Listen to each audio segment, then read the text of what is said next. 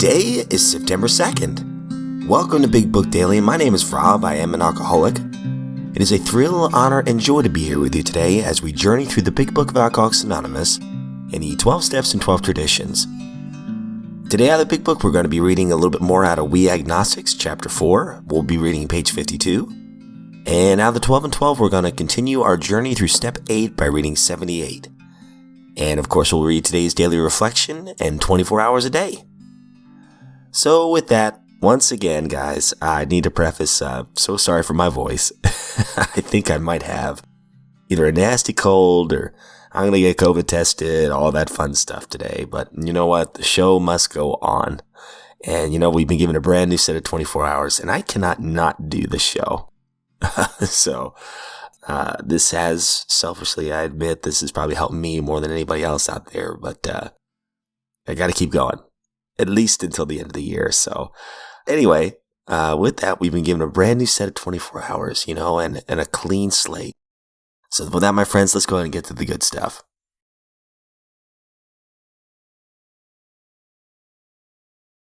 All right, so we're on We Agnostics, page 52.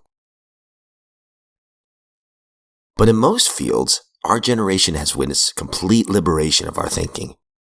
Show any longshoreman a Sunday supplement describing a proposal to explore the moon by means of a rocket, and he'll say, I bet they do it, and maybe not so long either. Is not our age characterized by the ease with which we discard our old ideas for new? By the complete readiness with which we throw away the theory or gadget which does not work for something new which does? We had to ask ourselves why we shouldn't apply to our human problems the same readiness to change our point of view. We were having trouble with personal relationships. We couldn't control our emotional natures. We were a prey to misery and depression. We couldn't make a living. We had a feeling of uselessness. We were full of fear. We were unhappy. We couldn't seem to be of real help to other people. Was not a basic solution to these bedevilments more important than whether we should see newsreels of lunar flight? Of course it was. When we saw others solve their problems by a simple reliance upon the spirit of the universe, we had to stop doubting the power of God.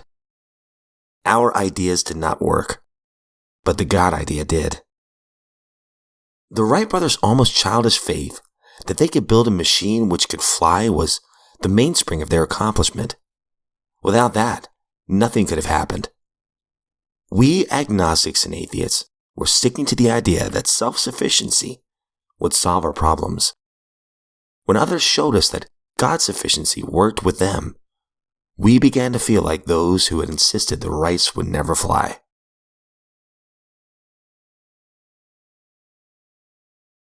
Moving on to the 12 and 12, we're on step 8. Made a list of all persons we had harmed and became willing to make amends to them all. Page 78. The obstacles, however, are very real. The first, and one of the most difficult, has to do with forgiveness. The moment we ponder a twisted or broken relationship with another person, our emotions go on the defensive. To escape looking at the wrongs that we've done another, we resentfully focus on the wrongs that he has done to us. This is especially true if he has, in fact, behaved badly at all. Triumphantly, we seize upon this misbehavior as the perfect excuse for minimizing or forgetting our own. Right here, we need to fetch ourselves up sharply. It doesn't make much sense when a real tosspot calls a kettle black. Let's remember that alcoholics are not the only ones bedeviled by sick emotions. Moreover, it is usually a fact that our behavior when drinking has aggravated the defects of others. We've repeatedly strained the patience of our best friends to a snapping point and have brought out the very worst in those who didn't think much of us to begin with. In many instances, we're really dealing with fellow sufferers, people whose woes that we've increased. If we are now about to ask forgiveness for ourselves, why shouldn't we start out by forgiving them, one and all? When listing the people that we've harmed, most of us hit another solid obstacle. We got a pretty severe shock when we realized that we were preparing to make a face-to-face admission of our wretched conduct to those that we'd hurt. It had been embarrassing enough when in confidence we had admitted these things to God, to ourselves, and to another human being. But the prospect of actually visiting or even writing the people concerned now overwhelmed us, especially when we remembered in what poor favor we stood with most of them. There were cases, too, where we had damaged others who were still happily unaware of being hurt. Why, we cried, shouldn't bygones be bygones? Why do we have to think of these people at all? These were some of the ways in which our fear conspired with pride to hinder our making of a list of all the people we've harmed.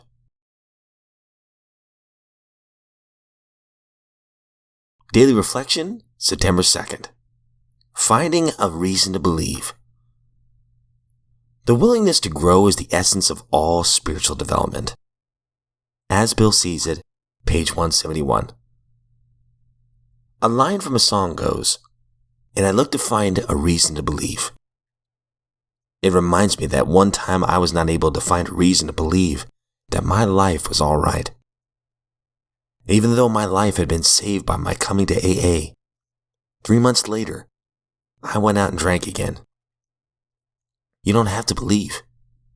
Aren't you willing to believe that there is a reason for your life, even though you may not know yourself what that reason is? Or that you may not know sometimes the right way to behave? When I saw how willing I was to believe that there was a reason for my life, then I could start to work on the steps.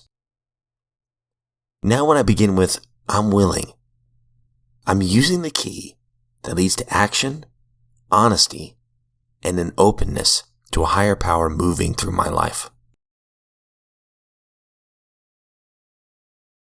24 hours a day, September 2nd. AA Thought for the Day. Outline the program of action to new prospects, explaining how you made a self-appraisal, how you straightened out your past, and why you are now endeavoring to help them. It's important for them to realize that your attempt to pass this on to them plays a vital part in your own recovery. The more hopeless they feel, the better. They will be more likely to follow your suggestions. Tell them about the fellowship of AA. And if they showed you interests, lend them a copy of the Big Book. Can I tell the AA story to another alcoholic? Meditation for the day. You should try to stand aside and let God work through you. You should try not to block Him off by your own efforts or prevent His Spirit working through you. God desires your obedient service and your loyalty to the ideals of the new life that you're seeking. If you are loyal to God, He will give you protection against mistakes. His Spirit will plan for you and secure for you a sufficiency of all spiritual help. You will have true victory and real success if you will put yourself in the background and let God work through you. Prayer for the day. I pray that I may not interfere with the working of God's Spirit in me and through me. I pray that I may give it full reign. Okay, guys, so I'll make this very brief. I know you probably don't want to hear my voice much longer. But that last reading, sometimes I get in the way of myself. I get in the way of what could be God working through me, you know. Perfect example is had a stressful thing happen with my family yesterday. And I'm scrambling in my brain trying to figure out a solution to it, right? It was a problem with my child, let me put it that way. And I instantly started blaming myself as her parent, as her father. Like, what am I doing wrong here? What am I doing? And you know how that goes. Sometimes I start blaming myself. Like, it's got to be something I'm doing wrong. At least when I start blaming myself, I start self-loathe. I can do that very easily. That's very natural to me. I've been doing that for a long time. But before I recorded this morning, I got on my knees and I said, God, I don't want to worry about this anymore. And it made me think of, in the big book, throughout the day, we do not worry. We do not struggle. I pray, God, I put this in your hands. And honestly, I'm just praying for clarity in the situation. And I know that everything's going to be okay. Every obstacle that I've ever faced, whether I stressed over it or not, the God of my understanding got me through it.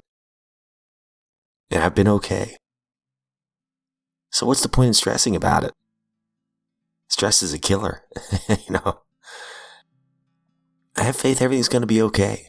Sometimes when I look at those old notebooks of things that I wrote down, I'm reminded of how the God of my understandings worked back then. And it's just tangible, concrete evidence that I see right in front of me that he's working in my life because I no longer think about those things or stress about those things. And I see the progress in my life. And that makes me want to show up best for those around me. So, sometimes I just have to get out of the way of myself. Quit worrying. Don't struggle. Just put it in my higher power's hands. So with that, my friends, that's all we have time for today. I hope you have a great day. If you're sober today, my friend, you are a miracle. You're an absolute miracle. And I'm sure that those who love you are very proud of you. If we are given another set of 24 hours, I sincerely look forward to seeing you right back here tomorrow.